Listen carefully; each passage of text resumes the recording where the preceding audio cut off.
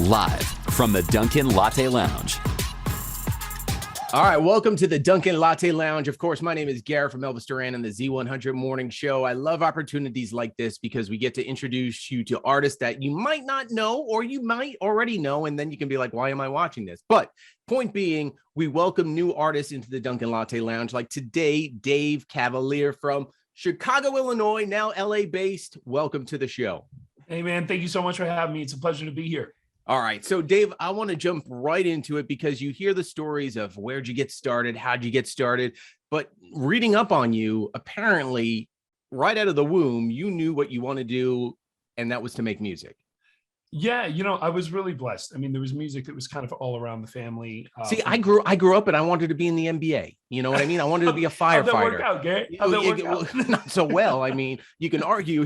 So, but right out of the gate, you wanted to be. You didn't want to be like a dinosaur chaser, or you didn't. I'm sure there was astronaut days in there. You know what I mean? I definitely had NBA aspirations. The moment I realized fairly early that I wasn't going to be dunking over anybody, I think those were squashed pretty quick. But yeah, right around the sixth grade, I just had a really transformative experience. Not to make it sound too epic, but it really was. It was as the story goes, so to speak. Every school has kind of like their school performances when you're a young pup. Yep. And I turned down for Greece the opportunity to do Danny Zuko, so I could do Johnny Casino, who was the band leader. And just had this really intense moment where you catch that first like stage high, as they always kind of talk about. And I was on stage with, leading a trio of, hardcore sixth grade rockers. And, we had the kids pulling parents out in the aisles, and the lights were going and people were dancing, and we're jamming and doing our thing. And it was a moment, man. It was the first time I ever kind of had that feeling. And I just remember going home, putting my guitar away, and just sitting there being like, wow, what do I have to do that all the time? Do you walk off stage as Dave Cavalier as a sixth grader, look at the person who was directing the play and said, I told you so? Or was it just because, I mean, at the end of the day, you turned down the lead for a lesser role just for the fact of something you wanted to do? I mean, normally if trying out, you want the lead, you want to be but you went a different way, and it obviously worked out for you for many different reasons we can make the argument for. Yeah. Well, I would just say that, life has a funny way. And in that particular instance, it, all the stars got to align for me, which is pretty great. So from there, obviously, you write, you play, you practice, and then I guess you make it to the holy grail of any musician that wants to learn more about music, and you go to Berklee College of all colleges. Yep. What is that like? Because you hear Berklee College, it's a great music school, and as an outsider, that's pretty much all we know. You're very talented, but like, what is it? Is it cutthroat? Is it like something like is it intense? Like, what is it like for you being an insider going to Berklee College, getting a degree, for people that are only look at it from the outside? Well, if you don't start your day with a good Dunkin' Donuts coffee across the street on Mass Ave, it's an entirely different experience. You know what I mean? You're sleeping through class. It's terrible. No, but it was, it's really was a lot of what you made of it. I was again, very, very grateful to have the opportunity to have literally some of the best, 18 to 22-year-old musicians in the entire world basically be my drinking buddies. You know what I mean? And we, from the school aspect of it, you just have incredible mentors. Pat Pattison was my songwriting kind of professor, and he had John Mayer under his tutelage for a very long time. And, John always still talks about the fact that he still has Pat's book, like in his bathroom, and he'll kind of check that out when he's having his me time. Then there's Livingston Taylor, who was James Taylor's brother. He was my performance teacher, like stage performance. And he taught me some really pivotal things about, the moment you leave your bedroom, the moment you make a record and, put it on tape or go on stage, It's like, it's not about you anymore. It's about the audience. If you want to play and you want this to be all about you, sit in your bedroom in front of a mirror, play guitar all you want. You know what I mean? The moment you have someone pay a ticket, it's just not about you anymore. And certain things like that just really kind of became cornerstones to, building a career off of, connecting with people, doing music for the right reasons, so to speak.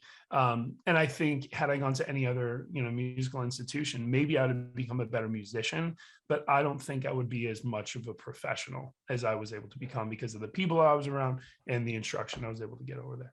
I mean, just your, as you said, your drinking buddies. I mean, have they had the success, or are they kind of in the same position that you are? Like anybody that we might have heard of or knew of that you went to school with and just consider a normal friend? It's, it's pretty wild. I mean, I wish I could just do a bunch of the name drops, for you, but like, I genuinely, whether it's someone I'm not saying like, headlined a tour, but someone that produced, something that we might have heard. Both.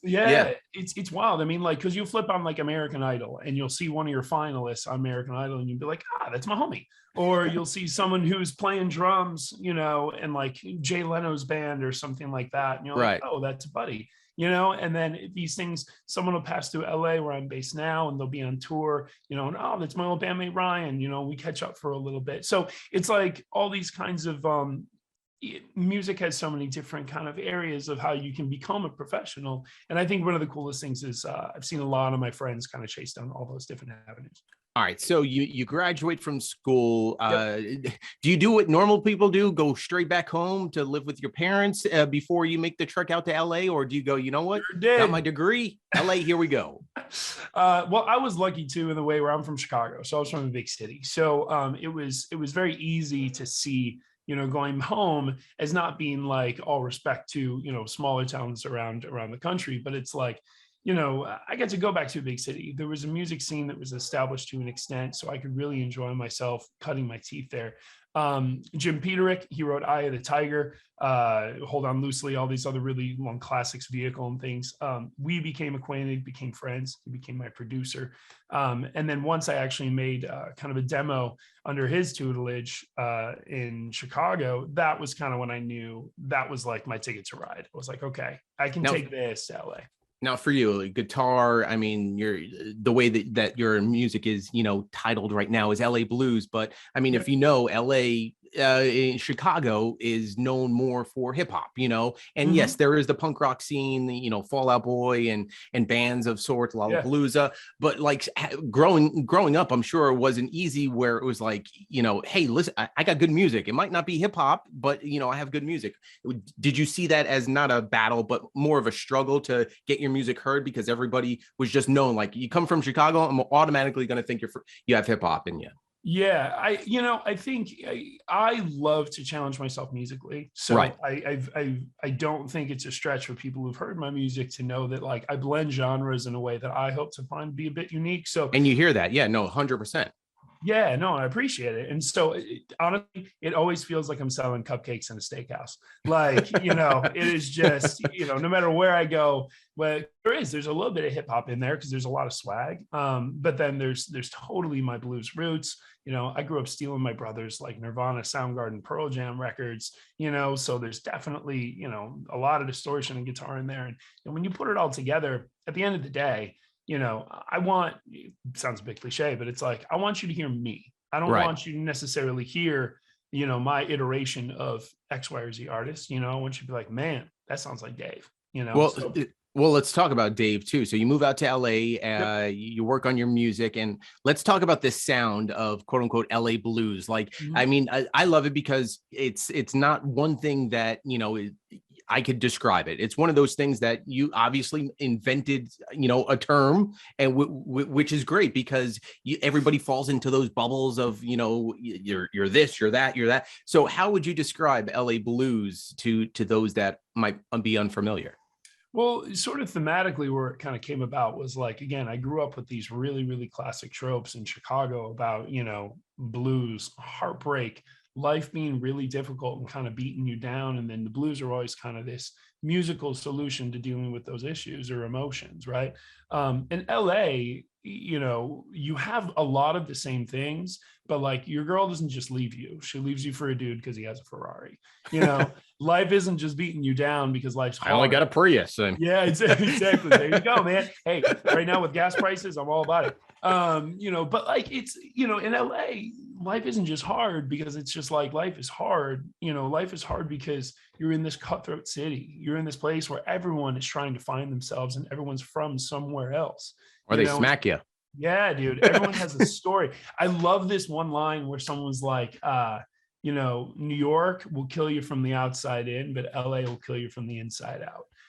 But yet you don't know because everybody's walking around with smiles on their face, and you're like, exactly. They have no idea you might be dead inside. That's so interesting. It is. It's crazy in a way because like one of the most inspiring things, yet the most challenging things about Los Angeles, and I wouldn't trade it, even though it's definitely dished out its fair share of poor memories, but is the fact that everyone's hustling something. Right. So it's incredibly competitive, and it gives this buzz to the whole city where if you sit still, you feel like you're a shark. You feel like if I sit still, I'm going to die. So you keep moving, you keep, trucking along. But sometimes we'd like to catch our breath out here being hustling musicians, but there's not really a lot of time to do that. Otherwise you lose a step. So I think with LA Blues, it was sort of capturing that unique sort of lifestyle, if you will, but through the framework of what I knew best, which is my roots in the blues. And then that's now evolved, to a more contemporary sound, LA influenced, synthesizers, big bass, that kind of stuff. While still trying to keep the realness. Right. No, I get it. Now we're going to get to that in just a few minutes. Tell us some of the songs that you're going to give us today. Yeah, man. So Running with the Devil and Bad Blood and The Hold. So Running with the Devil was really... They sound badass. I appreciate it. There's always this kind of theme through a lot of my music that, has this... I don't want to achieve it to say this partying thing, but it's very much sort of like living life on this threshold between the right thing and the wrong thing to do. This devil and an angel on your shoulder. Running with the Devil is very much like that, and it's a lot of listening to the devil when you should be listening to your angels kind of vibe. It's a ton of energy to that one. And first one off the new album, Cavalier. And then Bad Blood is just all swag. I mean, it is like I don't know if people can hear it necessarily, and maybe they'll pull from it now that I've said it, but like, I'm a huge Justin Timberlake guy too. I love him. Me too. Yeah. And so hearing like some of him and Timberland's stuff, and you're like, how can I fit that into my mold? How can I fit that a little bit into this? Because I love watching people dance. I want you to move. I don't want you need to that beat machine. Need that beat machine, baby. And so, so that Bad Blood is really that. It's a story about a guy seeing a girl that everybody wants in the bar kind of thing. And he's going to get her, but he's going to disappoint some other dudes in the room in the process. And there's going to be some bad blood about it, So a lot of swag to that one. All right. So Dave Cavalier, before we get to the music, and let's hit up all the socials. So hashtag Dunkin Latte Lounge to leave questions. Check out more of Dave and any more of these interviews that we have done. Dave, let's a little self-promotion. I know it's a little tough to be like, hey, promote yourself, but socials, where we could find you, listen to you, see you out on tour in the near future. Yeah, 100%. If you're local to Los Angeles, obviously we're going to be making some shows. You can check out davecavalier.com for all upcoming dates there. Instagram is usually the best way to get up to date with me, at Dave Cavalier. And then anywhere you love to stream music, YouTube, Spotify, iTunes, wherever your vibe is, you can go check out the new album, Cavalier, and I'll be waiting for you. LinkedIn, wherever you think you could get some music, no problem. All right. So I'm going to ask this question, but the problem is this question probably already, happened to you in real life. We ask people if you could sit down, sip a Dunkin Latte with someone, who would it be? But literally, like you said, Dunkin was across the street from your school, Berkeley. You literally have sat down with probably some amazing musicians already to shoot the ish with. But hypothetically, for those that you might not have already done, maybe there's a superstar in that you haven't met yet. Who would you sit down with and across the street from Berkeley, to get more specific and just, pick their brain? Yeah. Well, I'll give you three artists that I would just love to collaborate with someday. So if they just happen to be sipping a Dunkin Latte and they're listening right now, then they can call me. Fantastic. Yeah. But artist Jacob Banks, who I love, UK singer who just brings so much heat. He's so good. Kimbra, Kiwi singer from New Zealand, who's just incredible voice, as this like jazz pop, all this kind of vibe to her that I just find absolutely intoxicating. And then Chet Faker, who's another keys singer guy who is just, again, all these guys just bring the vibes day after day after day. And I would love to dirty up that sound with a little of my riffy guitar. How great would it be? Like, I'm giving Duncan $1 million idea here. So we bring all four of you into Duncan, but don't don't tell anybody that you're going to be there. You know what I mean? So you're all wondering, and then all of a sudden, like, Dave, you walk in, and then you're like, oh my God, it's what? And it's almost like your dream is coming true right before your eyes. And then you start making music. But neither here nor there. Sort of punk that I've always dreamed of. Yeah, exactly. I mean? Yeah, the positive punk right there. All right, so Dave, thank you for hanging with us. I'm going to mute my camera and turn off the screen because it's almost awkward these days. Where if I stay in this room and watch you perform, you're doing a one-man show for me. But I want everybody watching, so I'm going to turn off.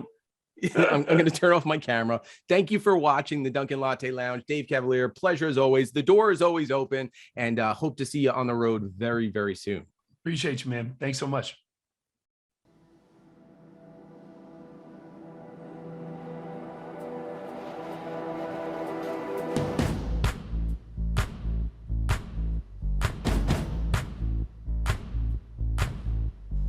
Rose petals and ashes, a head full of wine.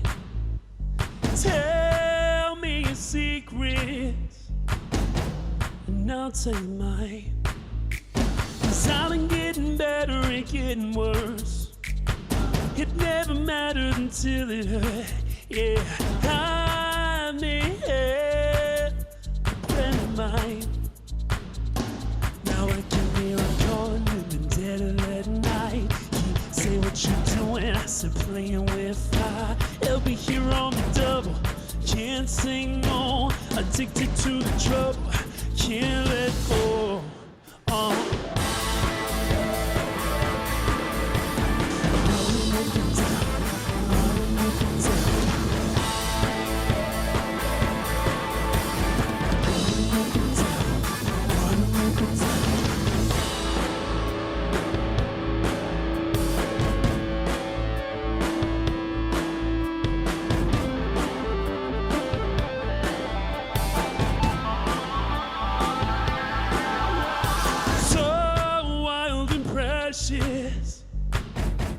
The fever's divine, dancing with demons. It's just a matter of time till I can turn your blessings into a curse. It never mattered until it hurt. Yeah, I'm there, a prayer of mine. Now I can hear her calling in the dead of night. Say have another, I said better off out. I see that they're a double, can't say no. Addicted to the trouble, can't let go.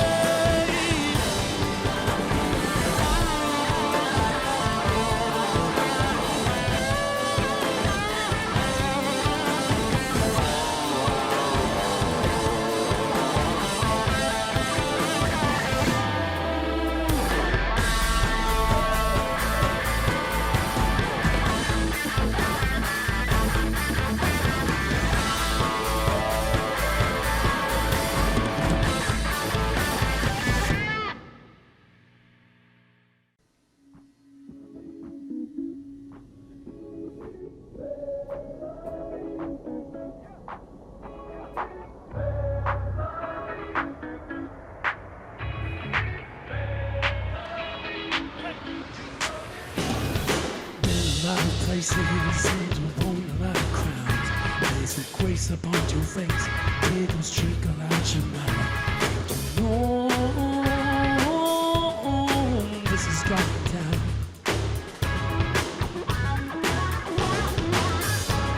For the boys in the back, well, they hear him decide. Wanna move your hips, what will catch your eye? No, but they don't, and it shows that there's gonna be some bad blood. You know there's gonna be bad blood. Bad blood. You know there's gonna be bad blood. Tell me what your name is, maybe we can take a ride. Go as fast as you can handle, disappear into the night. Just silent, no, at the moonlight.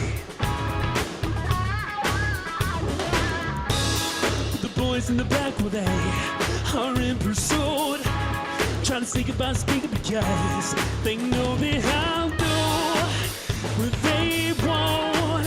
So go on. Oh, there's gonna be some bad blood. You know there's gonna be bad blood. Bad blood.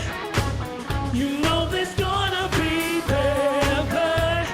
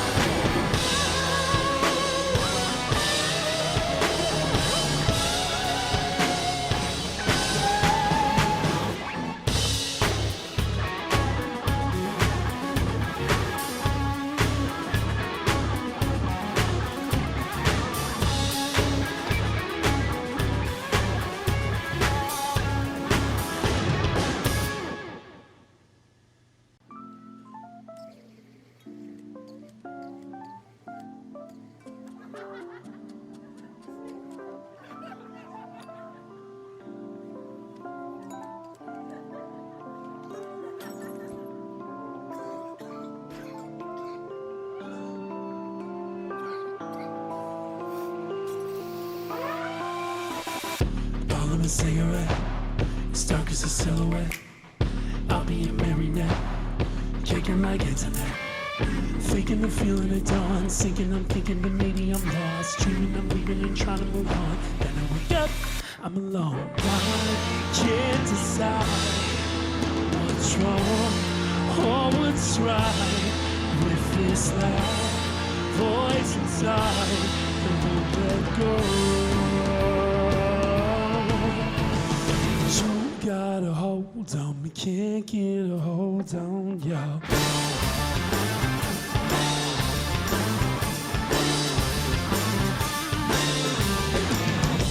Yes, I try to quit, just for the hell of it. Then I talk me out of it. Now I'm just handling.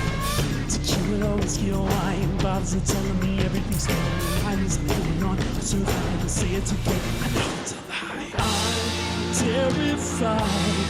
Someday soon is goodbye. The curtains close, they lift me high, keeps me warm. You got a hold on me, can't get a hold on ya.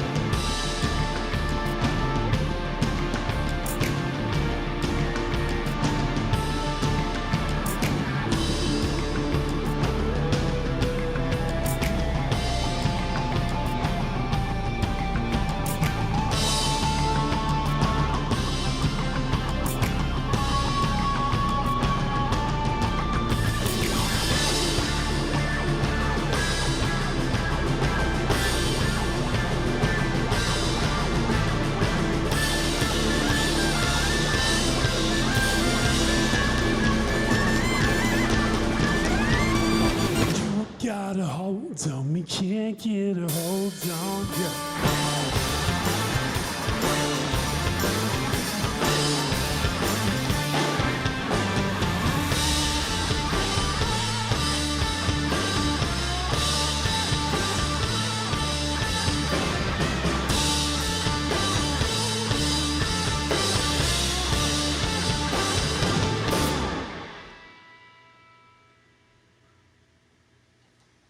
To see more videos like this, check out DunkinLatteLounge.com. And if you're posting on social, use the hashtag Dunkin Latte Lounge.